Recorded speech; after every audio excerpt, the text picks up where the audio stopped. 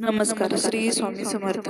माझ्या युट्यूब चॅनलमध्ये तुमचं खूप खूप स्वागत. आज आपण उंबरठ्याला हळदीचे लेपन करताना हळदीमध्ये काय काय घालायचे ते आज मी तुम्हाला सांगणार आहे व हळदीचे लेपन केल्यानंतर प्रार्थना काय करायची तेही तुम्हाला या व्हिडिओमध्ये सांगणार आहे. त्यामुळे तुम्ही हा व्हिडिओ पूर्ण बघा. हळदीचे लेपन केल्यामुळे आपल्या घरामध्ये सकारात्मक ऊर्जा येते, नकारात्मक ऊर्जा बाहेर राहते. घरात सुख, शांती, समाधान, प्रसन्न, फ्रेश वाटते. तर चला तर मग पाहूया आपण कसं हळदीमध्ये कोणकोणत्या वस्तू टाकायच्या आहेत. सकाळी लवकर उठून स्नान पूजा आटपून उंबरा स्वच्छ करावा.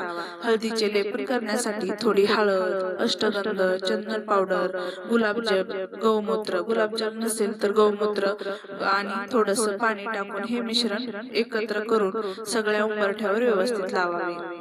आतून बाहेरून त्यावर हळदीचं लेपन आपण केलेलं आहे त्यावर स्वस्तिक, लक्ष्मीचे पावलं आणि उंबरठ्या भोवती रांगोळी काढावी.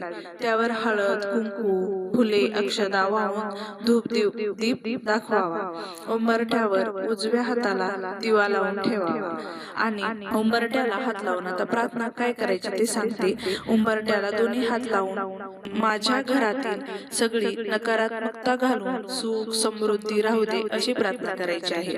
नंतर दुसऱ्या दिवशी जे आपण फूल अक्षदा वाहिलेले आहेत त्या अक्षदा ज्या आहेत ते पक्ष्यांना द्यायच्या व फूल तुम्ही ते फुलं वाळवून तुमचे जी कुंड्या राहतात फुलांच्या झाडांच्या त्या झाडांमध्ये तुम्ही ते फुल तसेच टाकू शकता. वाळवायचे आणि ते फुलं त्याच्यात टाकायचे. अशा प्रकारे तुम्ही हळदीचं लेपन करा. अतिशय सुंदर, फ्रेश, प्रसन्न वाटतं हळदीचं लेपन केल्यामुळे. मंगळवार, गुरुवार, शुक्रवार, पौर्णिमा, अमावस्या नक्की तुम्ही हे वेळेस हळदीचं लेपन करा. धन्यवाद.